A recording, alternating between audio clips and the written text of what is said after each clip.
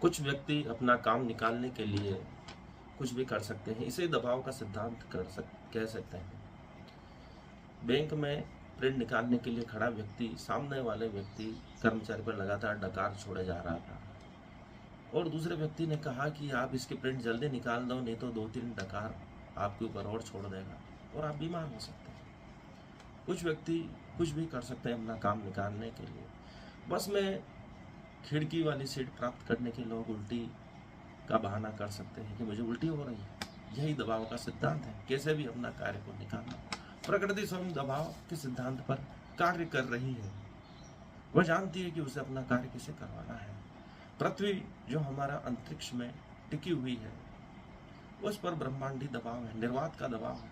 इसी कारण कोशिकाएं अपना स्वरूप बदलती हैं। जल पर पृष्ठ तनाव है, वह वायुमंडलीय दबाव है, और वायुमंडल पर अंतरिक्ष का दबाव है। हर व्यक्ति पर, हर कण पर कुछ न कुछ दबाव कार्य कर रहा है, इसलिए उसमें प्रगति होती है और वह विनाश की ओर भी जाता है।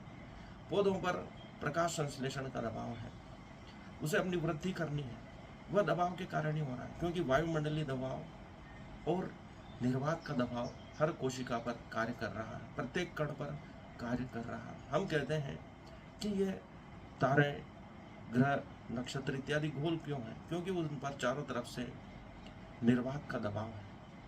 चारों तरफ से एक समान रूप से दबाव पड़ने के कारण वे गोल हो गए हैं। इसी कारण मनुष्य पर दबाव है, उस पर वायुमंडल का दबाव है, निर्वात का दबाव है, जिसके कारण पृथ्वी केंद्र की ओर हमें खींच रही है। इसी कारण हम मनुष्य इतने अत्यधिक तनाव में हैं, क्योंकि उस दबाव को हम महसूस नहीं कर पा रहे हैं।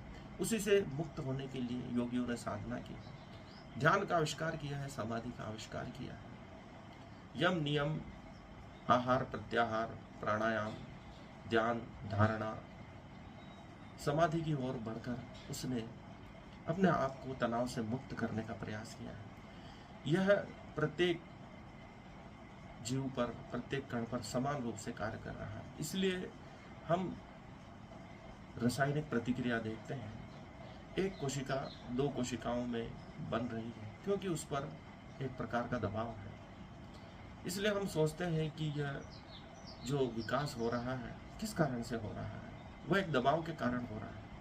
यह दबाव का सिद्धांत पूरे ब्रह्मांड पर एक समान रूप से लागू होता है। इसी के कारण प्रत्येक कण का विकास होता है और उसी दबाव के कारण विनाश भी होता है।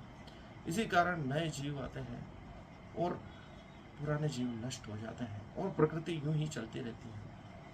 यह जो विकास हो रहा है